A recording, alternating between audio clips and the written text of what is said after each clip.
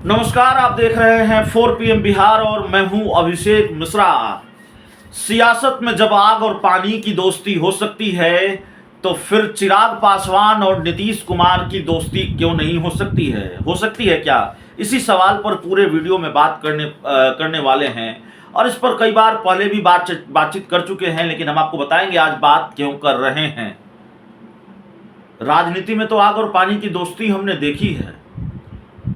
इसी राजनीति में, इसी देश की सियासत में हमने अखिलेश यादव और मायावती को एक होते देखा है। इसी देश की सियासत में हमने लालू यादव और नीतीश कुमार को अलग होते, एक होते, अलग होते देखा है, एक होते देखा है।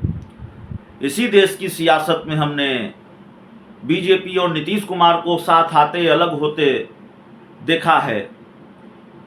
तो आग और पानी की ही तो दोस्ती थी।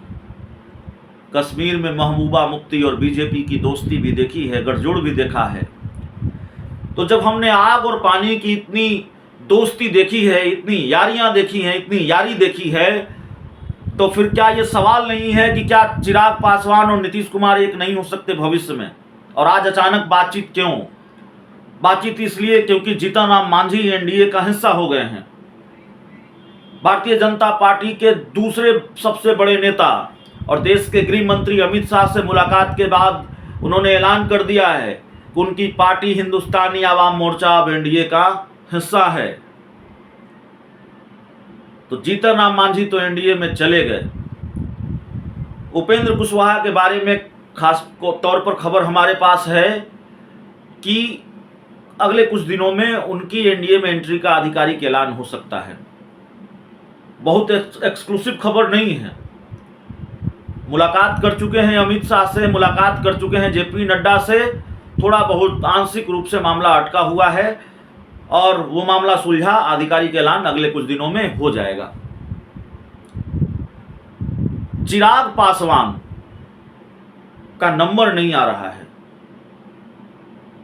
और जिन दो नेताओं की बात मैं कर रहा हूं, उपेंद्र कुशवाहा और जीतन राम मांझी, चिराग पासवान का नंबर सबसे पहले आना चाहिए था। खूब मदद की, दिल खोलकर मदद की है चिराग पासवान ने भारतीय जनता पार्टी की, और बावजूद इसके मदद की है कि कहीं न कहीं वो अपनी पार्टी टूटने का जिम्मेवार बीजेपी को मानते रहे। 12 जनपद का बंगला खाली हुआ, उसके लिए भी वो बीजेपी को जिम्मेवार मानते रहे। और इन दोनों घटनाओं को लेकर चिराग पासवान की बीजेपी से नाराजगी रही है, ये बात मैं जिम्मेवारी के साथ कह सकता हूं। और बावजूद इसके चिराग पासवान ने मोकामा के उपचुनाव में बीजेपी की मदद की, गोपालगंज और कुर्नी के उपचुनाव में बीजेपी की मदद की। और फिर जब चिराग पासवान से हमारी बात होती रही तो उन्होंने कहा भारतीय जनता पार्टी के साथ गठबंधन को लेकर बातचीत चल रही है। उन्होंने कई बयान दिए, दूसरे चैनलों को भी, सार्वजनिक रूप से कई चैनलों को उन्होंने कहा कि अभी गृह मंत्री अमित शाह से एक और मुलाकात होनी है, बीजेपी के दूसरे बड़े नेताओं से मुलाकात होनी है और प्रधानमंत्री नरेंद्र मोदी से मुलाकात होनी है। कई महीने हो गए, तकरीबन 7-8 महीने हो गए और चिराग पासवान की कोई तस्वीर अमित शाह से मिलते हुए नहीं आई, दूसरी तस्वीर नहीं आई। छठ का मौका था, छठ के खरना के दिन चिराग पासवान देर रात अमित शाह से मिले थे और 4 PM ने यह खबर आपको सबसे पहले बताई थी, रात में ही बता दी थी, आपको याद होगा। और अगली सुबह चिराग पासवान ने मुहर लगा दी थी उस खबर पर कि हाँ, मुलाकात हुई है गृह मंत्री अमित शाह से।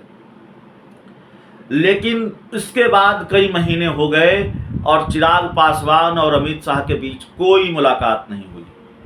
प्रधानमंत्री नरेंद्र मोदी से चिराग पासवान की कोई मुलाकात नहीं हुई। चिराग के राजनीतिक विरोधी कहते हैं कि प्रधानमंत्री मिलने का समय चिराग पासवान को नहीं दे रहे हैं, अमित शाह मिलने का समय नहीं दे रहे हैं चिराग पासवान को, जेपी नड्डा मिलने का समय नहीं दे रहे हैं चिराग पासवान को। मैं ये नहीं कहता क्योंकि मेरे पास ऐसी कोई जानकारी नहीं है, मिलने का समय नहीं दे रहे हैं। हमारे पास जो जानकारी है कि चिराग पासवान का मामला उपेंद्र कुशवाहा, जीतन राम मांझी और मुकेश सहनी के मुकाबले बहुत पेचीदा मामला है। चिराग की कुछ शर्तें ऐसी हैं जिसकी वजह से बीजेपी न तो चिराग पासवान को उगल पा रही है, न निगल पा रही है, न छोड़ पा रही है, न स्वीकार कर पा रही है, न अपना पा रही है। इसमें कहीं कोई संदेह तो है नहीं, चिराग पासवान की जरूरत सबको है। चिराग पासवान के पास वोट बैंक के रूप में जो पूंजी है वो 2024 जैसे चुनाव में हर राजनीतिक खेमे को चाहिए। वो वोट बैंक तो बीजेपी को भी चाहिए और बीजेपी को तो खास तौर पर चाहिए, क्योंकि यहाँ मुकाबला लालू यादव और नीतीश कुमार की दोस्ती से है, दोनों की दोस्ती के तिलिस्म से है। चुनौती बढ़ी हुई है। चुनाव 2019 और 2014 जैसा नहीं है भारतीय जनता पार्टी के लिए, तो चिराग जरूरी हैं। तो कहाँ चिराग पासवान के बारे में ये तय माना जा रहा था कि एनडीए में उनकी एंट्री होगी, बीजेपी के लिए दिल खोलकर वो मदद कर रहे थे, और चिराग पासवान भी ये कह रहे थे जब उनसे बात होती थी कि गठबंधन को लेकर हमारी बातचीत बीजेपी से चल रही है। और अब चिराग पासवान कहते हैं कि गठबंधन किसके साथ होगा चुनाव के वक्त तय होगा, अभी वो सिर्फ अपनी पार्टी को मजबूत कर रहे हैं। अगर आपने चिराग पासवान के कुछ बयानों पर गौर किया होगा तो बहुत साफ ये नजर आता है, हालांकि उनका झुकाव बीजेपी की तरफ दिखता है, एनडीए की तरफ दिखता है, लेकिन बहुत परहेज उनको महागठबंधन से है ऐसा नहीं है। अगर आपने चिराग पासवान के बयानों पर गौर किया होगा तो आप साफ तौर पर समझ पाएंगे कि चिराग पासवान ने कभी इस बात से इनकार नहीं किया, खासकर हाल के कुछ दिनों में या कुछ महीनों में, कि वो महागठबंधन के साथ नहीं जा सकते हैं।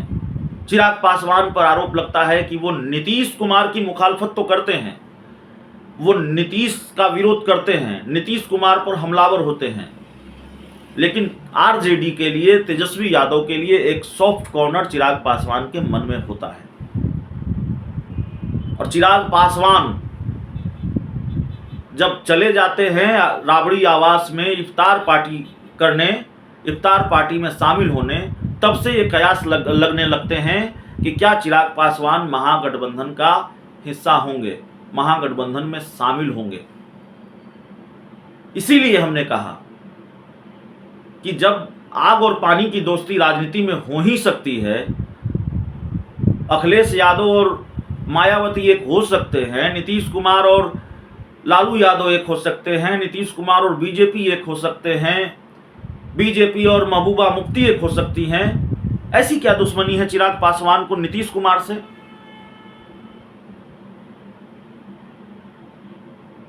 ऐसी क्या असंभव चीज है, ऐसी क्या हैरानी होनी चाहिए जब चिराग पासवान उस खेमे का हिस्सा हो जाए जहां नीतीश कुमार हैं? गठबंधन के अंदर गठबंधन की एक नई परंपरा तो शुरू हुई है। उदाहरण के तौर पर जीतन राम मांझी ही हैं, नीतीश कुमार एनडीए का हिस्सा थे, और जीतन राम मांझी की एंट्री वाया जेडीयू एनडीए में हुई थी।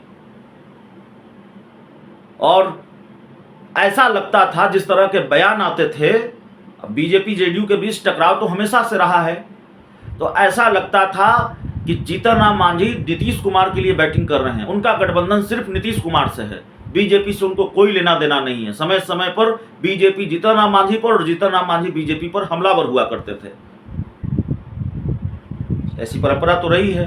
क्या दिक्कत है चिराग पासवान महागठबंधन के साथ आ जाएं कल को, और बावजूद इसके जिस भूमिका में जीतन राम मांझी रहे हैं उस भूमिका में चिराग पासवान नजर आए, गठबंधन के अंदर गठबंधन वाली तस्वीर यहां भी दिखे।